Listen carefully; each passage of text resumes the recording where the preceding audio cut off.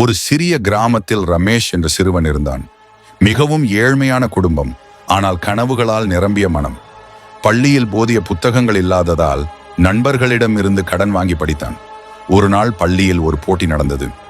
உங்கள் கனவுகளை சொல்லுங்கள் என்ற தலைப்பில் அனைவரும் பேசினார்கள். ரமேஷ் தன்னுடைய பேச்சில், நான் ஒரு பெரிய மருத்துவராகி ஏழைகளுக்கு இலவசமாக சிகிச்சை அளிக்க வேண்டும் என்று கூறினான். அதற்கு சிலர் சிரித்தனர். ஆனால் ஆசிரியர் மட்டுமே அவனை பாராட்டினார். நம்பிக்கையுடன் முயற்சி செய், உன் கனவு நிச்சயமாக நிறைவேறும் என்று கூறினார். ஆண்டுகள் கடந்த பிறகு அந்த கிராமத்தில் ஒரு பெரிய மருத்துவமனை திறக்கப்பட்டது. அதன் பெயர் டாக்டர் ரமேஷ் மருத்துவமனை.